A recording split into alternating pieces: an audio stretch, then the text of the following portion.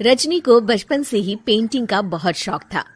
वो हमेशा से ही पेंटर बनना चाहती थी, पर उसके माँ और पिताजी ने उसको कभी भी इस चीज के लिए सपोर्ट नहीं किया और उसकी शादी नीरव से हो गई। नीरव रजनी को बहुत प्यार करता था, पर रजनी हमेशा चुपचाप ही रहती। वो इस शादी से खुश नहीं थी।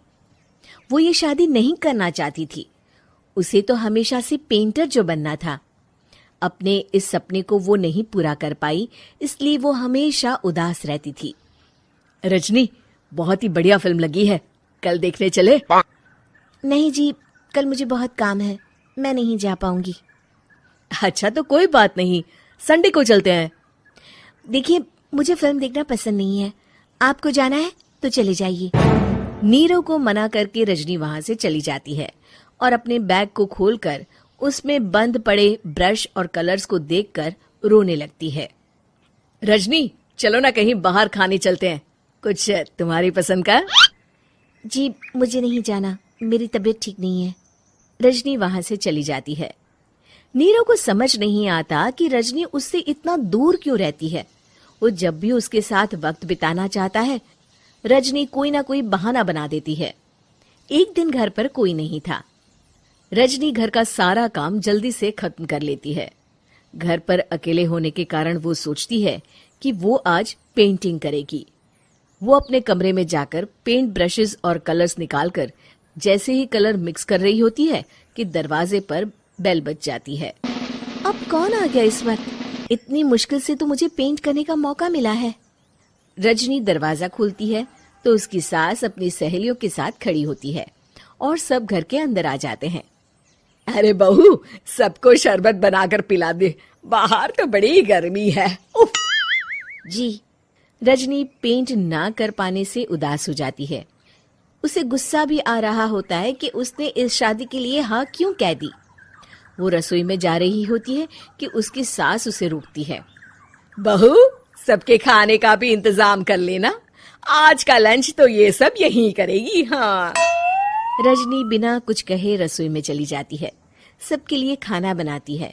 सब खाना खाते हैं और रजनी घड़ी देखती है कि ये सब कब जाएंगे ताकि वो अपनी पेंटिंग कर सके।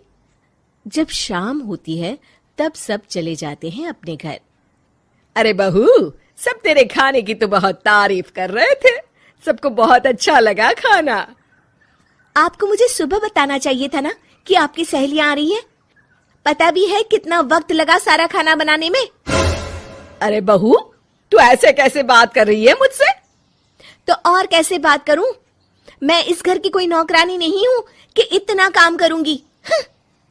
रजनी अपने कमरे में जाकर दरवाजा बंद कर लेती है। शाम को जब नीरव आता है तो उसकी माँ उसे पूरी घटना के बारे में बताती है। क्या रजनी ने आपसे इस तरह बात की माँ? हाँ, और पता नहीं उसे क्या हो गया है, शाम से बाहर भी नहीं आई है। मैंने तो कई बार आवाज दी, खाना भी नहीं खाया उसने। तू ही बात करके देख ले बेटा। नीरव अपने कमरे का दरवाजा खटखटाता है। रजनी, दरवाजा खोलो, मैं हूं। रजनी दरवाजा खोलती है और फिर वापस जाकर अपने बिस्तर पर लेट जाती है। रजनी, माँ से बात करने का ये क्या तरीका है? मैंने कोई गलत बात नहीं की है। अरे तुम क्यों ऐसे बर्ताव कर रही हो सबके साथ? क्या तुम इस शादी से खुश नहीं हो? रजनी कुछ नहीं बोलती। अरे बताओ मुझे रजनी, क्या ये शादी तुम्हारी मर्जी के खिलाफ हुई है? हाँ, मैं ये शादी कभी नहीं करना चाहती थी। तुमसे क्या, मैं किसी से भी शादी नहीं करना चाहती थी। रजनी रोने लगती है। चुप हो जाओ रजनी, बताओ मुझे, तुम क्यों नहीं करना चाहती थी शादी? रजनी बेड के नीचे से अपने पेंटिंग्स, कलर्स, ब्रश, पेपर्स निकालती है। इतने में उसकी सास भी कमरे में आ जाती है। ये देख रहे हो, ये थे मेरे सपने। मैं पेंटर बनना चाहती थी, पर माँ पापा ने कभी सपोर्ट नहीं किया और मेरी शादी करवा दी। मेरे सारे सपने टूट गए। हर वक्त बस गुस्सा आता रहता है मुझे। मैं जानती हूँ कि आप लोगों की इसमें कोई गलती नहीं है, पर मैं क्या करूं, मुझे समझ में नहीं आता।